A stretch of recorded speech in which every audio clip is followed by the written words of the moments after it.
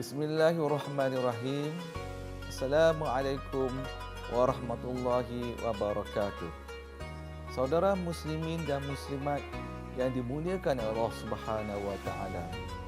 Daripada Abu Hurairah radhiyallahu anhu, Nabi Muhammad SAW bersabda yang bermaksud, barang siapa yang mendirikan Ramadan dengan penuh keimanan dan ihtisab, iaitu mengharapkan redha dan ganjaran Allah, akan diampunkan dosa-dosanya yang telah lalu. Diriwayatkan oleh Al-Bukhari, Muslim, Abu Dawud, At-Tirmizi dan An-Nasa'i. Alhamdulillah, segala puji bagi Allah pencipta seluruh alam. Selawat dan salam buat junjungan besar Nabi Muhammad SAW, ahli keluarga dan sahabat baginda sekalian. Dipanjatkan setinggi-tinggi kesyukuran kepada Allah Subhanahu wa taala kerana kita masih diberi kesempatan untuk bertemu dengan Ramadan pada kali ini. Sesungguhnya bulan Ramadan adalah bulan yang dinanti-nantikan oleh seluruh umat Islam. Tiada yang lebih bermakna kepada kita pada saat ini selain berpeluang untuk beribadat pada bulan yang penuh dengan barakah lagi dimuliakan ini. Kemuliaan dan kelebihan bulan Ramadan seringkali disebut di dalam Al-Quran, sehingga bulan Ramadan dikenali sebagai penghulu segala bulan. Rasulullah SAW menegaskan bahawa seandainya manusia mengetahui keistimewaan Ramadan dan secara mereka ingin supaya sepanjang tahun itu adalah Ramadan. Hadis riwayat At-Tabrani, Ibnu Khuzaimah dan Al-Baihaqi. Oleh itu, marilah kita merebut peluang dan kesempatan yang Allah SWT kurniakan kepada kita untuk bersama-sama meningkatkan amal ibadat kepada Allah yang Maha Esa. Sesungguhnya, bulan Ramadan merupakan anugerah yang tak ternilai kepada kita kerana di dalamnya terkandung 1000 rahmat dan nikmat. Saudara penonton, dalam bulan Ramadan, Allah Subhanahu wa taala menjanjikan ganjaran pahala yang berlipat kali ganda kepada hamba-hambanya yang melakukan amal kebajikan dengan penuh keimanan dan mengharapkan ganjaran pahala daripada Allah Subhanahu wa taala. Justru marilah kita melakukan sebanyak mungkin amal ibadah dengan memperbanyakkan membaca Al-Quran atau tadarus, menghadiri majlis ilmu, bekerja dengan lebih tekun serta memperbanyakkan amal ibadah seperti bersedekah kepada golongan fakir miskin dan memberi makan kepada orang yang berbuka puasa. Rasulullah SAW bersabda yang bermaksud, sesiapa yang memberi makan kepada orang yang berpuasa, yakni menyediakan makanan berbuka puasa, maka ia memperolehi pahala sebagaimana orang yang berpuasa dan tidak mengurangi sedikit pun pahala puasanya. Hadis riwayat At-Tirmizi.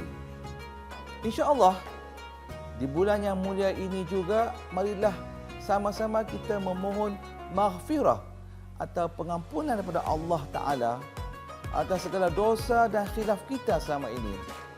Tidak kira sama ada dosa kepada Allah, ibu bapa, sahabat, rakan sekerja, jiran tetangga, saudara mara dan umat Islam seluruhnya. Kita mungkin tidak perasan bahawa kita secara sengaja ataupun tidak sengaja pernah melukakan hati insan lain tanpa kita sedari. Semoga dengan memohon maaf akan menghapuskan segala dosa-dosa kita yang lalu dan memadamkan api persergitaan. Sekali lagi saya ingin mengingatkan diri saya dan kita semua, marilah kita mengasuh hati nurani kita menjadi seorang insan yang penuh dengan nilai kesabaran yang tinggi, mengenepikan ego yang boleh merosakkan kepribadian diri, menahan marah, menjaga lidah dan kehormatan diri, berbuat baik kepada orang lain dan menyerlahkan sifat mahmudah sehingga melahirkan kita sebagai insan kamil yang bertakwa. Saudara penonton sekalian, seperti yang saya nyatakan tadi, marilah kita manfaatkan bulan Ramadan dengan menimba sebanyak mungkin ilmu dan memanfaatkan masa dengan perkara yang berfaedah. Justru saya ingin mengajak tuan-tuan dan puan-puan untuk terus menjadi pendengar setia Radio IKIM FM. Ini kerana di bulan Ramadan tahun ini banyak sekali rancangan-rancangan khas yang cukup istimewa diterbitkan khusus untuk para pendengar. Antara rancangan radio IKIM FM yang diterbitkan sempena kedatangan bulan yang mulia ini ialah rancangan drama khas Ramadan bertajuk Semerdu Kasih Ramadan, rancangan G Alpha, Tazkirah Ramadan, Kapsul Inspirasi Ulama, Seed and Seed Podcast Istimewa Ramadan dan rancangan Light of Ramadan.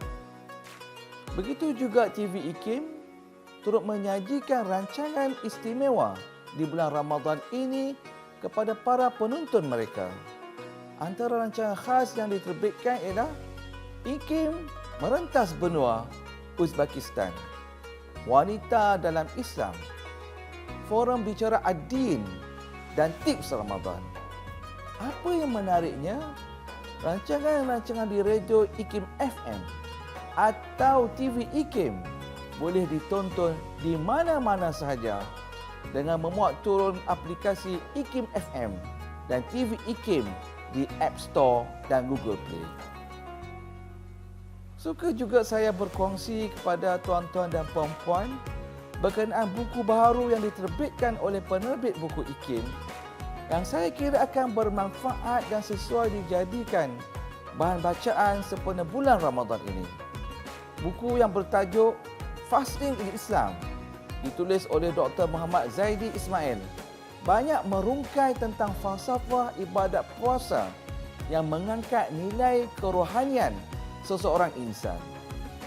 Sebuah lagi buku yang juga diterbitkan oleh IKIM bertajuk Madrasah Ramadan, pengajaran dari pelbagai dimensi, disunting oleh mantan Ketua Pengarah IKIM, Profesor Emeritus Datuk Dr. Azizan Baharudin, yang menyentuh pelbagai aspek termasuk kesihatan fizikal dan mental, ekonomi, keadilan sosial, sains dan pengukuhan tauhid, akidah serta keimanan.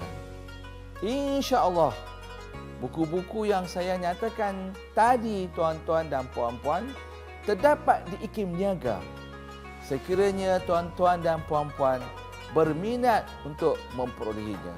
Akhir kalam, bermula 1 Ramadan 1445 Hijrah bersamaan tahun 2024, saya ingin mengambil kesempatan untuk mengucapkan kepada seluruh kaum muslimin dan muslimat, tidak kira di mana jua berada, dengan ucapan marhaban ya Ramadan dan selamat menyambut ketibaan bulan Ramadan, bulan suci penuh keberkatan. Wabillahi taufiq wal hidayah. Wassalamualaikum warahmatullahi wabarakatuh.